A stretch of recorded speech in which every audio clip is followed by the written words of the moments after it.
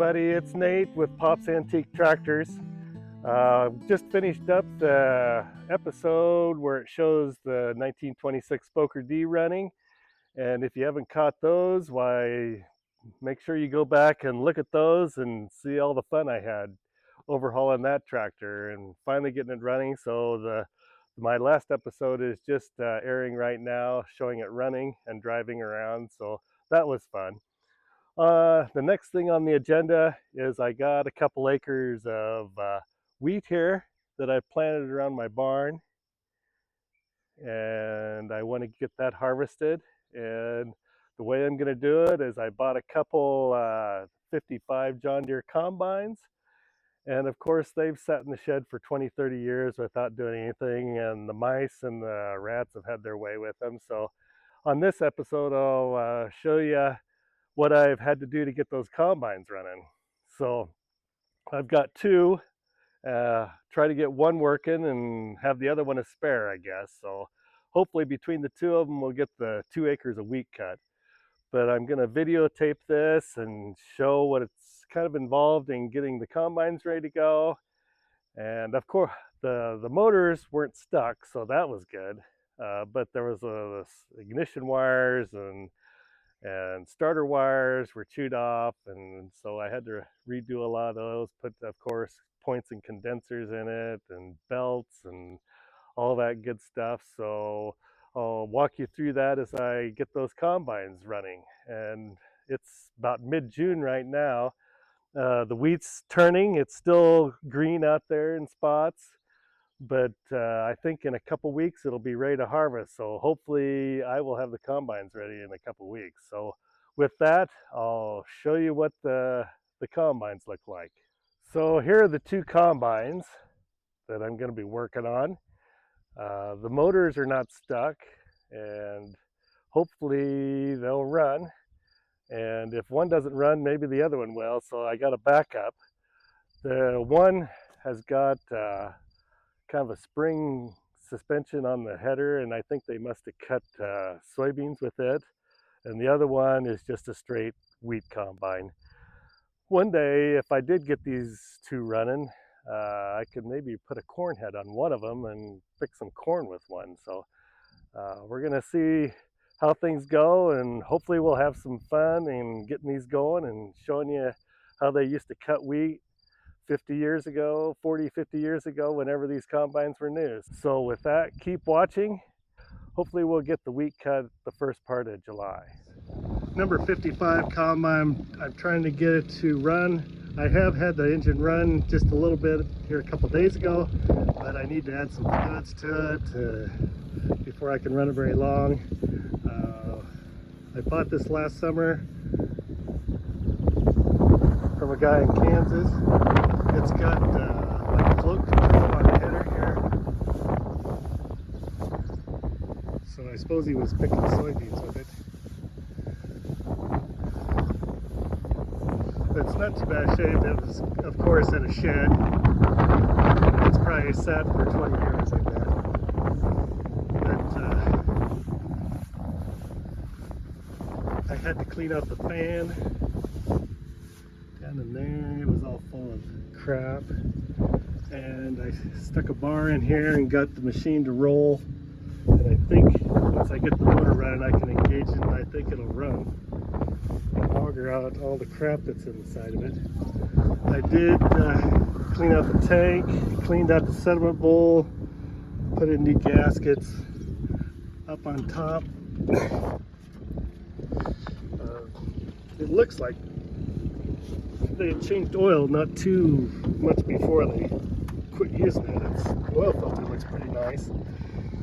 And I cleaned up the fuel pump, got the fuel pump pumping gas and gas over to the carburetor, which is behind the motor next to the grain tank. Back in here, that's easy to get to, right? Boy, they could have put that on the outside and it would have been a lot easier, but at least they put a hole in the grain tank so you could take it off and work on the carburetor. But I didn't have to do anything to the carburetor. It ran without having any work into it. But I did have to put in new points, condensers, new wires, and the way I timed it is I took all the plugs out and then put my finger on number 1 hole and crossed it over here on the starter and ran it, and whenever compression came up on number 1, I saw where the rotor was and marked it, and so it was up to the about 130 on the distributor, and then I found the firing order in the manifold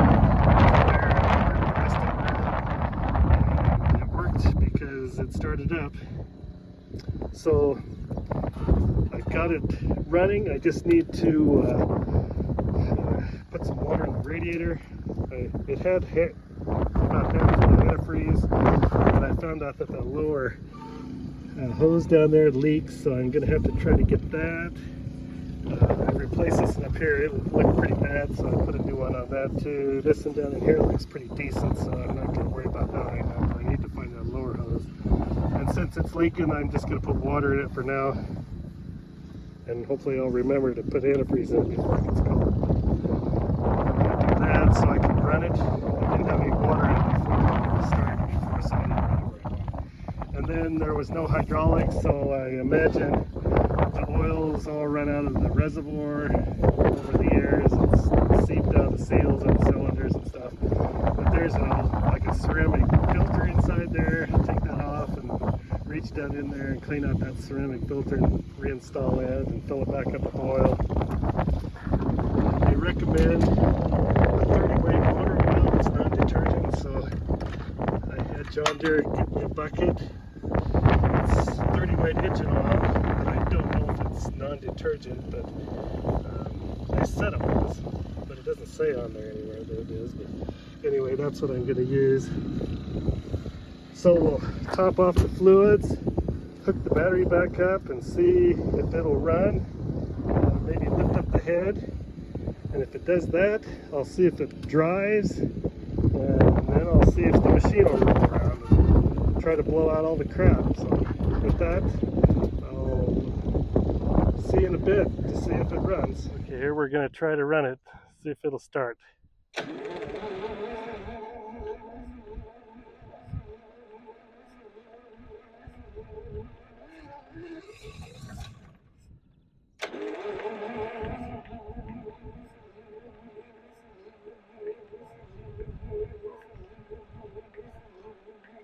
Are you giving it quite a bit of choke? More choke.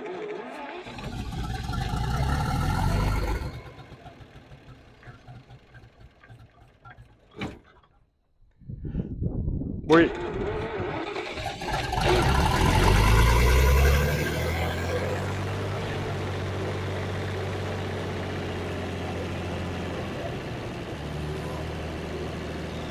I think I'll get down through here.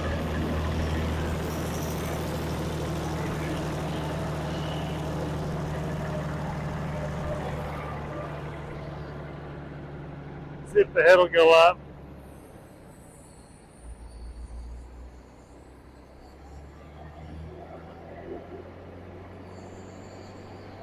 It's moving.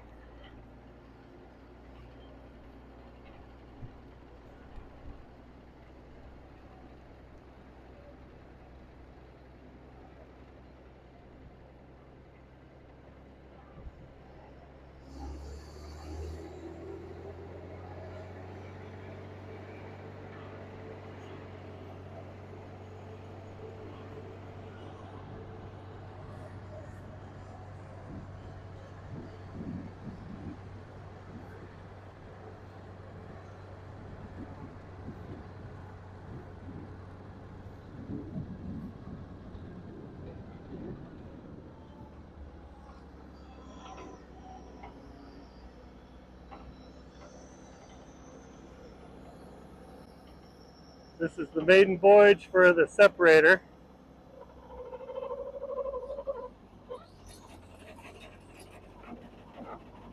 Probably been 20 years since that's been engaged.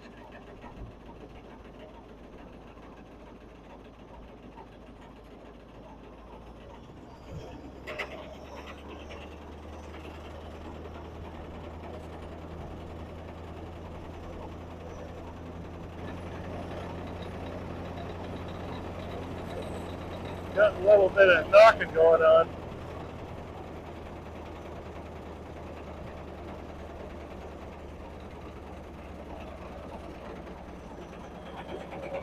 I don't know what that's all about.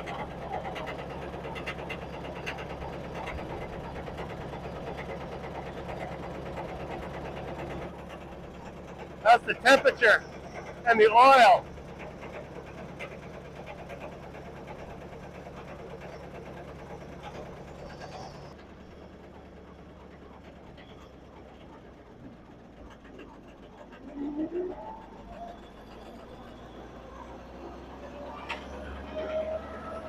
It's got a little bit of knock and something, the shaker shoe or something. I don't know what it is.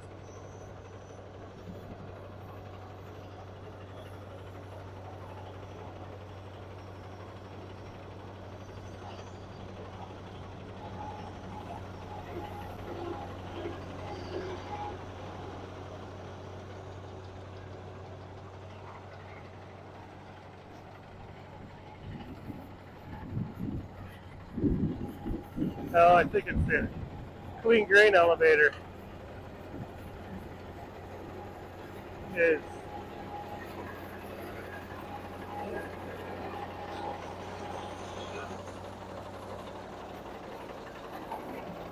yeah, just turn off the machine.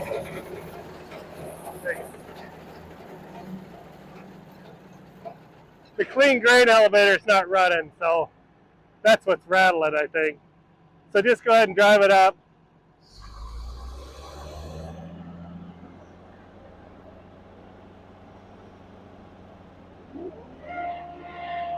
Okay, so there might be hope on getting the wheat cut.